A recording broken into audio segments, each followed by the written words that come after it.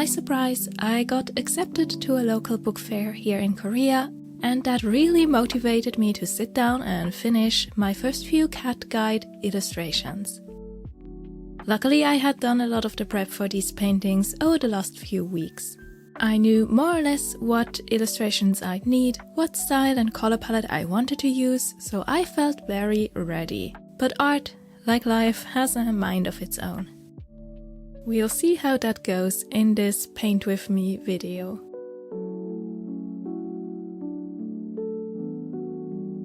If you watched my cats in watercolor video from a couple weeks ago, this page in my sketchbook is probably familiar. Though I kept sketching smaller studies of both cats and Jeju typical elements. I'm not sure if I can call this actual preparation or if, at this point, I was really just procrastinating. But the moment I got that acceptance to the book fair, I put the sketches aside and dove into the real thing. So maybe that answers the procrastination question. While I knew what I needed for my book, I also knew that there was just no way to finish an entire illustrated book from drawings to watercolors to digital edits and then having it printed and shipped back to me in just the 3 weeks until the book fair. So instead, I picked a specific concept from the book and decided to create small zines, postcard prints and some stickers and foldable guides for just those. That way I could then still use them in the actual cat guide to Jeju later on. Personally, I love tiny handmade art zines. I looked up several different templates and started experimenting.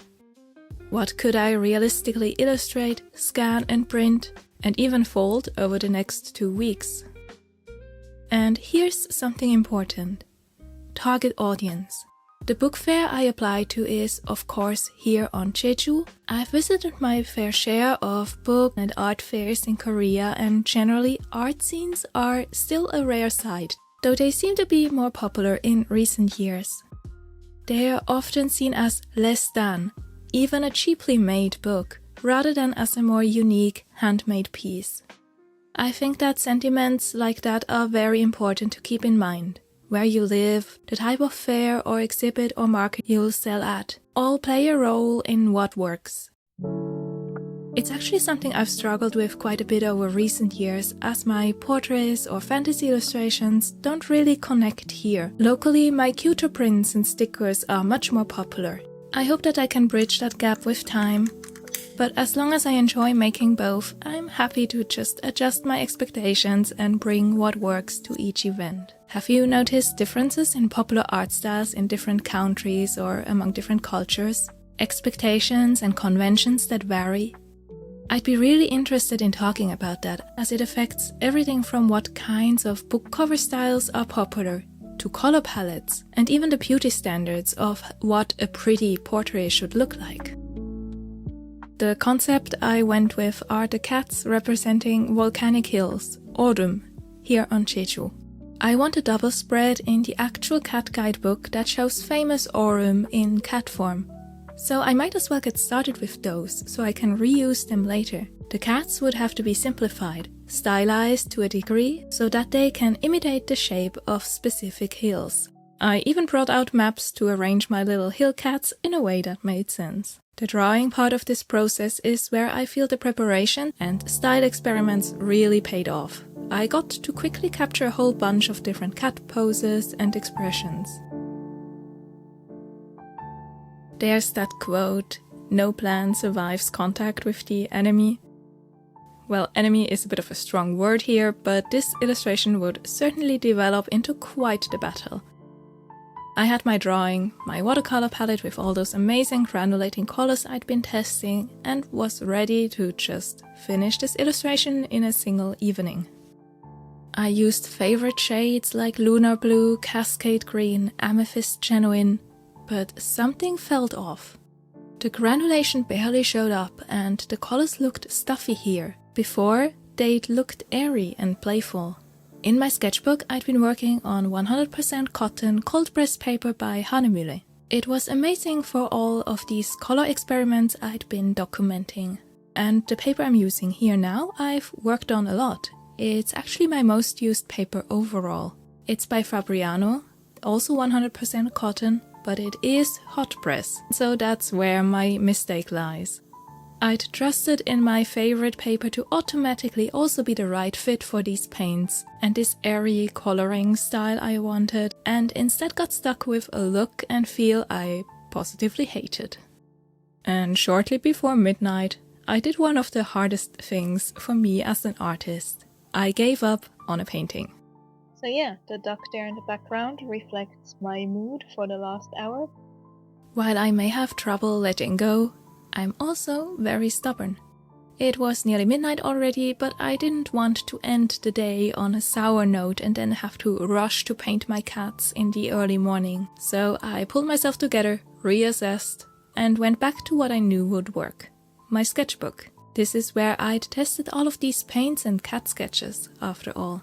I didn't redraw the exact same cats, but the previous drawings helped me to kind of fly through these quickly. And I immediately started painting, and it all got so much better. I was worried that maybe the paper wasn't the issue after all, that I was just doing something wrong. And while I took some personal feedback from myself for that first illustration, going with a daylight scene rather than a nighttime one to be overall lighter and more colorful, I really think the paper ended up playing a bigger role. Now, don't get me wrong, I still love the Fabriano hot press watercolor paper. It's been a staple for me for years for a reason. It's perfect for small details, even color washes, can combine colored pencils or pens with watercolors easily, and the smooth texture scans perfectly.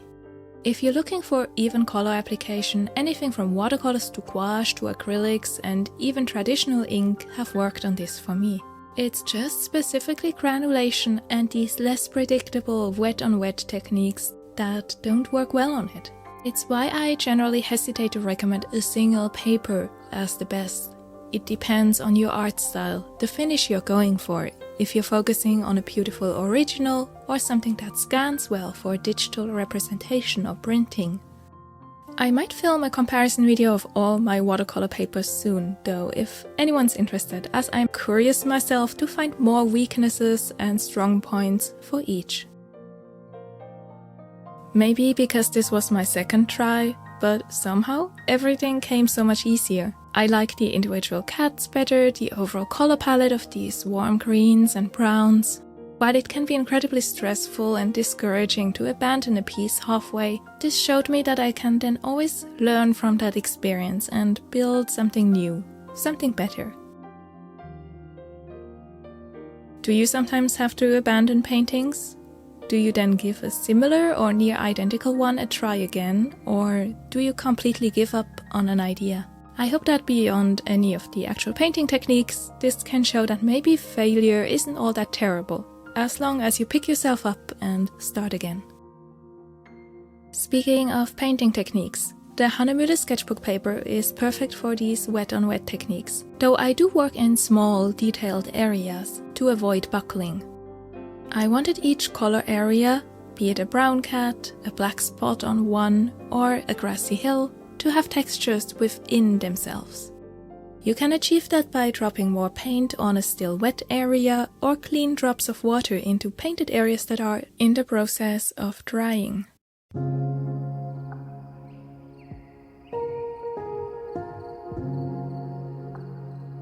I mix the warm green tones often on my palette, combining Cascade Green and Shade-Eyed Green by Daniel Smith, both granulating colors, with the more even yellow ochre by Schminke. The cats, though, I'd often mix on the paper itself, layering colors wet on dry and painting wet on wet in different hues. The Daniel Smith shades Piemontite Genuine and Aussie Red Gold were an amazing duo for all of the brown and orange shades, bringing both texture and a nearly overwhelming glow.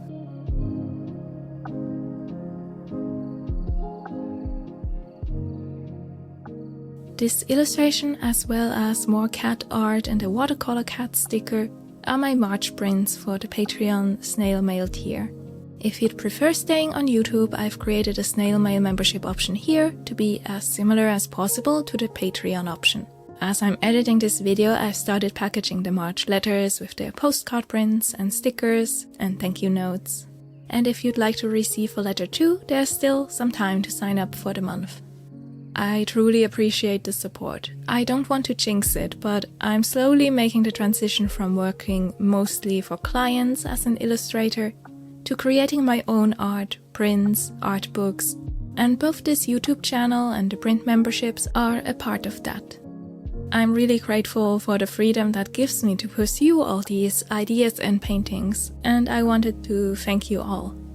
No matter if you were getting monthly prints, maybe purchased a larger print or stickers in the past, or wrote a kind comment here, or even just watched these videos and left a like. I truly appreciate it all, and I'm excited to see how this year's art market season from spring to autumn combines with all of this online part. Hematite Genuine absolutely shines here, breaking up into these lovely grey textures, which make dark areas look less severe, even giving them a lightweight feel. I was really positively surprised by how much I loved using it here, both on its own and mixed with other colors. Lunar Black, which on the hot press paper looked like just any black, if slightly uneven, combined beautifully with that hematite for the darker areas, where I wanted to push the contrast further. I ended up using just a little bit of white gouache paint for some of the cat face details, brightening eyes or adding whiskers.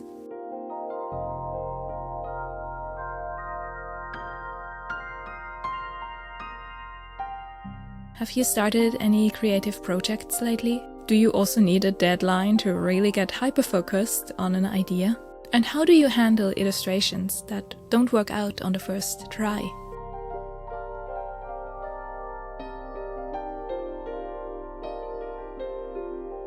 These final details happened the next morning, by the way, but I'm still glad I'd pushed further on the night before. I hate arriving at my desk in the morning to just an empty paper that I have to fill. I'd rather return to a painting that's already in progress and that is kind of coming along nicely.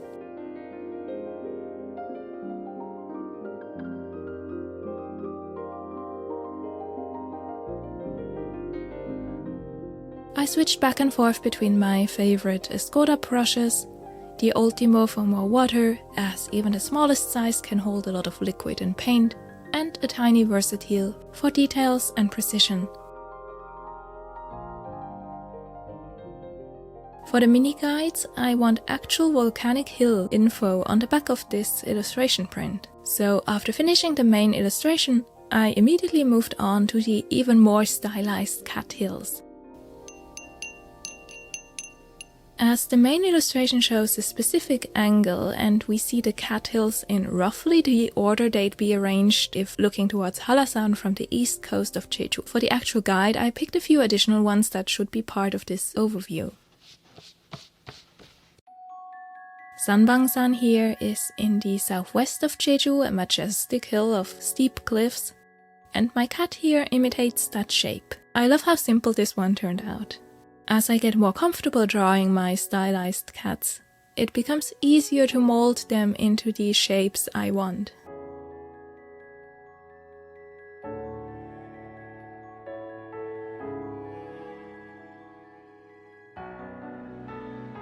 Here, the sprawling hill of Sepiol Autumn, for which I made the cat extra fluffy to hint at the silver grass covering it.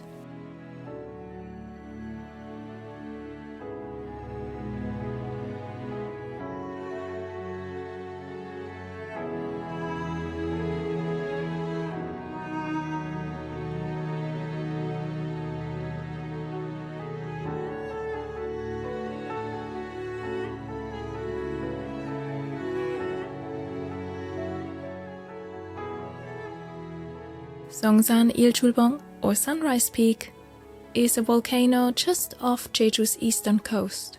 To hint at its size, I simplified the cat here even further, as if we were seeing it from a great distance. The lunar blue and Mayan blue got a lot of usage here, coloring the dark volcanic rock.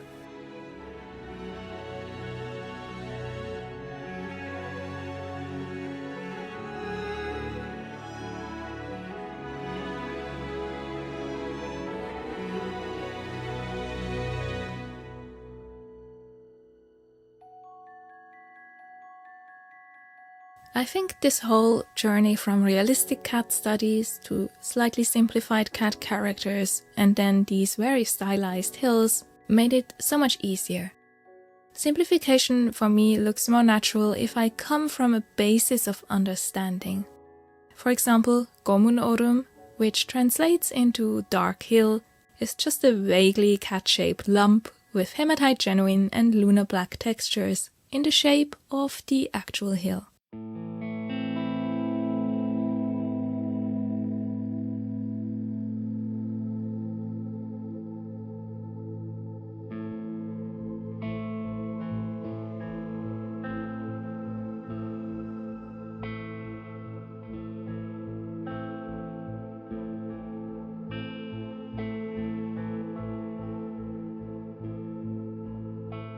I used pictures of my own cat, Hedwig, in a variety of poses to then inspire the rest of my cat hills, and try to represent a variety of fur patterns and types.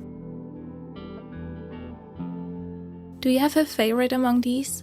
I'm very drawn to my tiny cat bread loaves, but also the very stylized one like Sanbangsan and Gomunorum.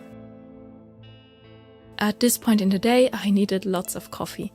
With how the timeline until the book fair works out and how many of these foldable mini guides, postcard prints and posters I want to make, I really try to stick to my self-imposed schedule.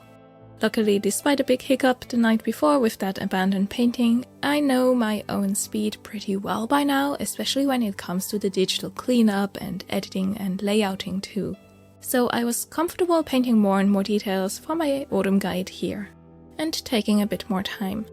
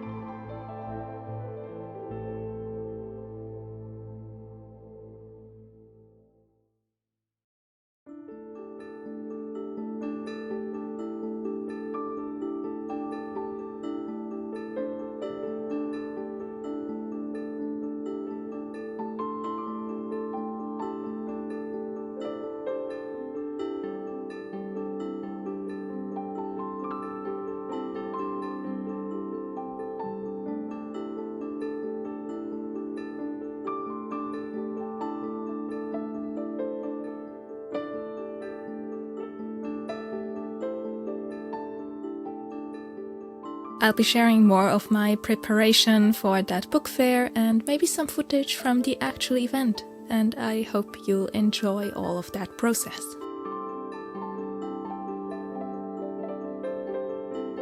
After scanning and editing, I sent a whole bunch of orders to my most trusted printing company and took a deep breath.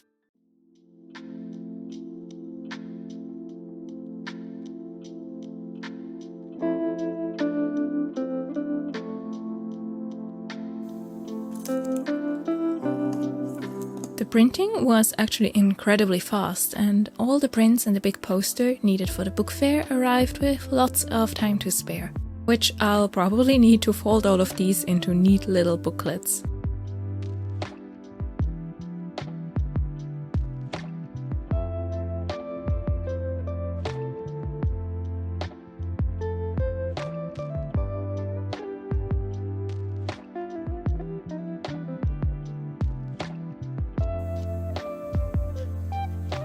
Here you can also see a sneak peek at the second mini guide I'd been working on during that time, all about the different types of mandarins typical to Jeju Island. There's a third one which I'll show in the next video, but for now the Jeju Autumn and Jeju Mandarin cuts are the Patreon prints for March.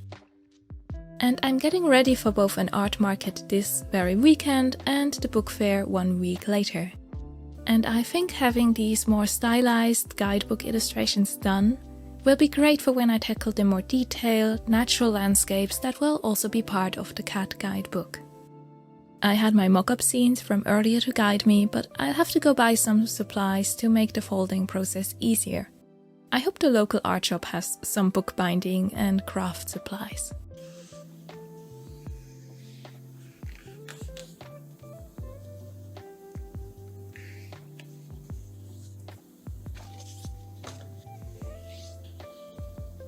I made the text elements be in both Korean and English, so that they'd work both for travelers from mainland Korea and abroad.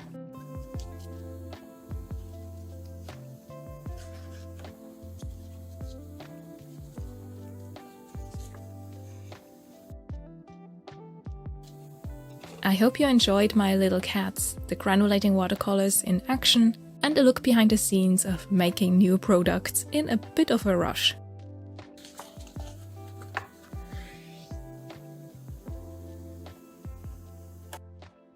If you by any chance live in Korea or specifically are on Jeju next week, come say hi at the Halla Library Book Fair. There's a lot of amazing artists there, publishers from Jeju, some other foreign illustrators that live here. And I've actually visited it in the past as just a guest and buy little goodies and books.